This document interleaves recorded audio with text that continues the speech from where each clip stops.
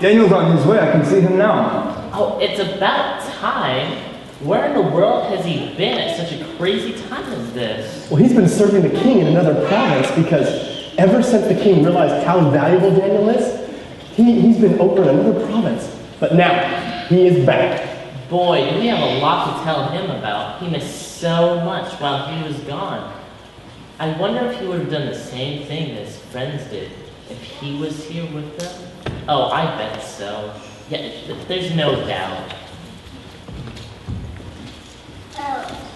Daniel, my friend, it is so good to see you. Was your assignment in the other province successful? Yes, it was. Thank you. What? Oh, we're just happy you're back. I could tell something happened while I was gone. You know, I was outside in the courtyard and I could feel this heat. In fact, I could feel the heat radiating all the way into this part of the palace. Boy, did you ever miss an amazing day yesterday. Remember I told you about your 3 friends that would not bow down to the 90-foot gold statue? Yeah, that does ring a bell now that you mention it. Why? Why indeed? Daniel, we have a lot to tell you about. Let's make yourselves comfortable.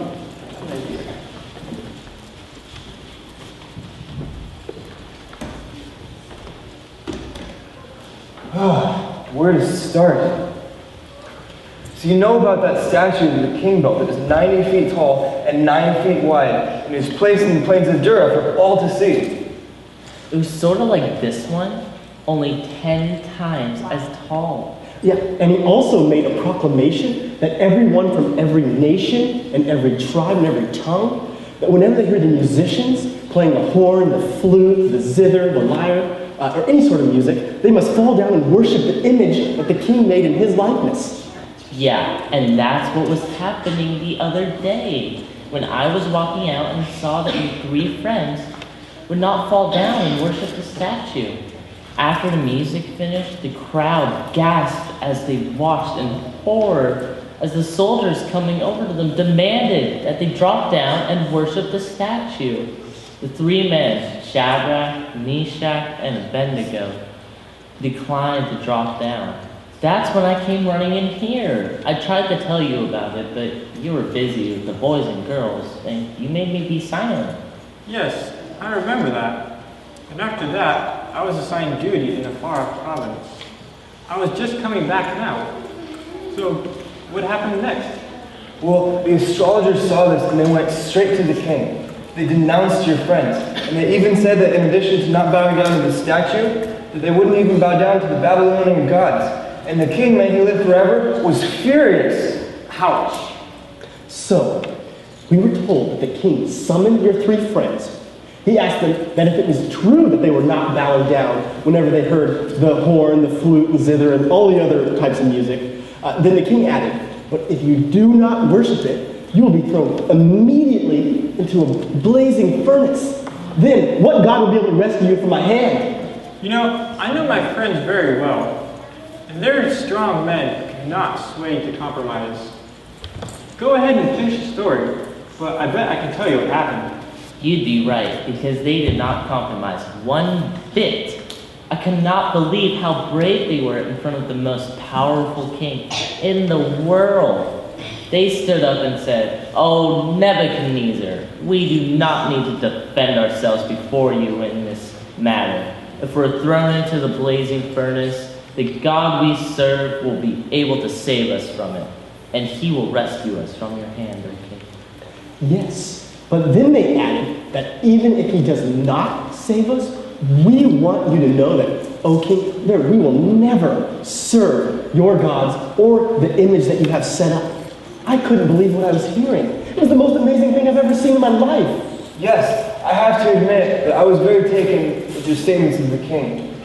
I've never seen such bravery. And to continue, you can just imagine how furious the king was, defying him in front of others. Now, he could not allow that to happen. So he was so mad. He had him heat the furnace 7 times hotter than usual. 7 times hotter.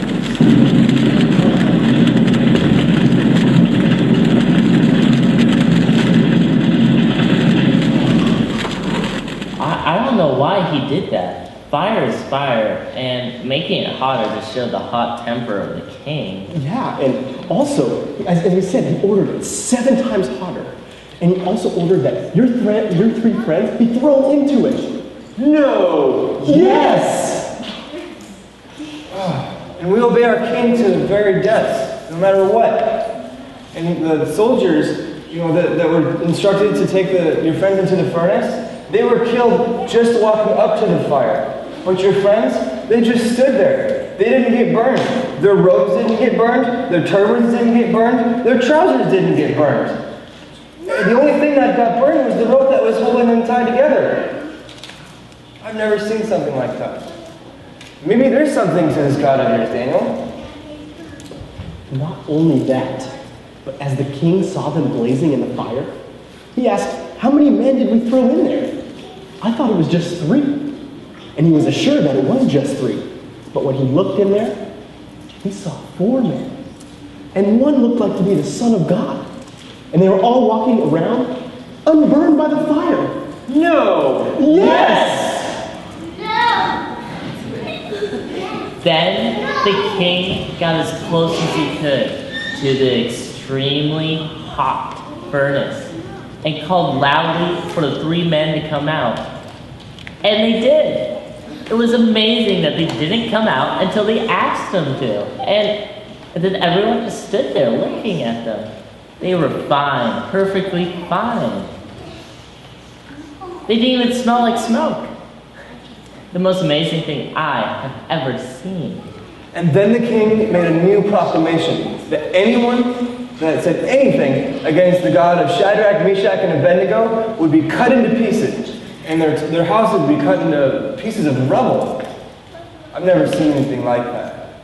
But no other God that I've seen can save like that. So I do have to say that, I've been seeing things that I haven't seen before, and I want to know more about your God, Daniel. Yes, of course. Come, walk with me, and I will tell you more about him. Okay. I'm so happy to tell you about the one true God.